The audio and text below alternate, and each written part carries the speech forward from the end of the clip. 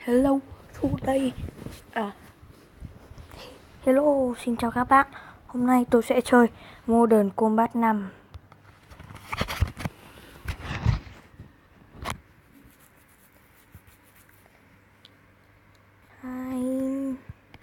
Và hôm nay tôi sẽ chơi ở trong một cái gì đấy. Tôi sẽ chơi hết tất cả mọi người trong này.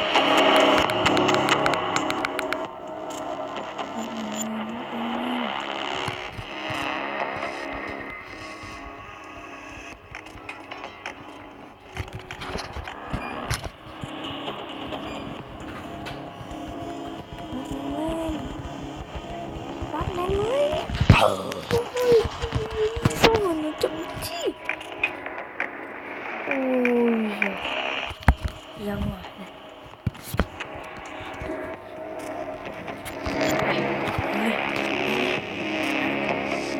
Yes.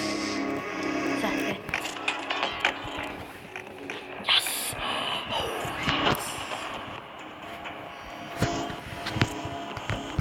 Vẫn lâu ấy.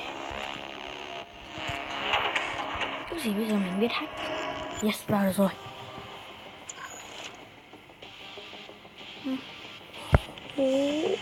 Cân weapon camo. Tận đây 14. Done. Rồi bây giờ mình sẽ xây player nhá. Đây, mình có khẩu rap đây. Cái gì đấy? Thì connecting. Rồi, bây giờ mình sẽ chơi Minecraft. Mình sẽ dạy các bạn là làm một ngủ đã.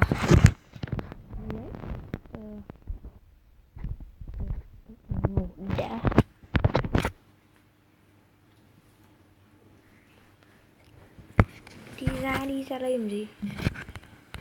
Đây là cái nhà trong cái clip Minecraft phần trước này. Bây giờ mình sẽ bay thật xa. Thôi kệ đi, xa này được. Ui.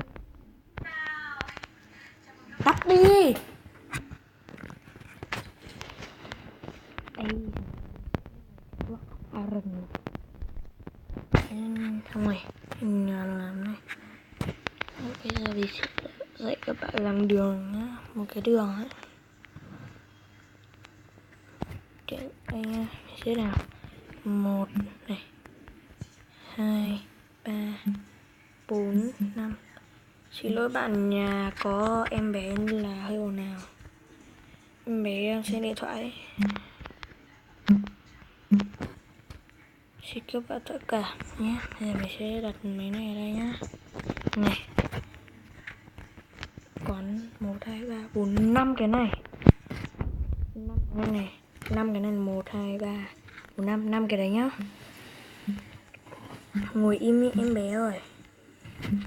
Mày sẽ nào. Tao em bé. 1, 2, 1, 2, 1, 2. Mấy lần là 1, 2, 3, 4, 5, 6, 7. 7 này. 8, 9, 10. Các bạn lấy cái block of iron này phải đặt vào mấy cái chỗ đấy.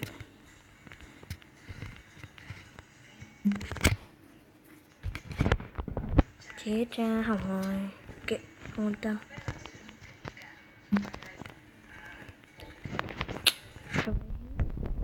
Các bạn lấy này, đào đây. Cho khi nào nó hết cả cái đường này thì thôi nhá. Đây. Bây giờ tôi đã xong cái đường nhá. Các bạn nhìn nhá. Cái nhà đâu có đây. Tôi sẽ đi. Đường không có xe nhỉ. Trên xe mà tôi còn không biết người xe là cái gì.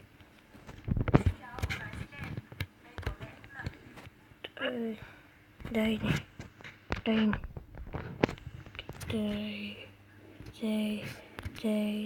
Đây.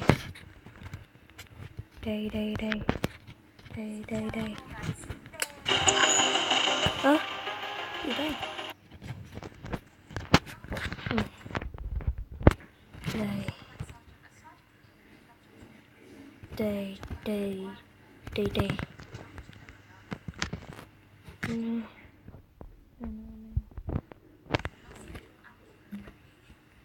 Đây.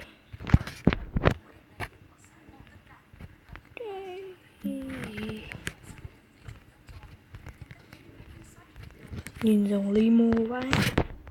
Xe rõ dài à.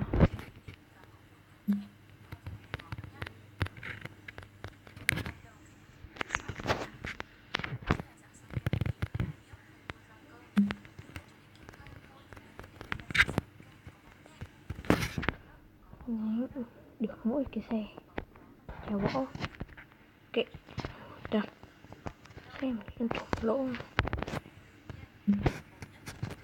sẽ như này. Vào đây lầm các kiểu chả biết làm gì, đặt cái chest vào đây cho một cái diamond sword vào.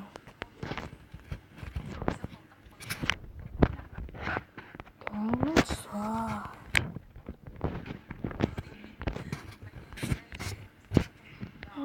Đều. Rồi sao?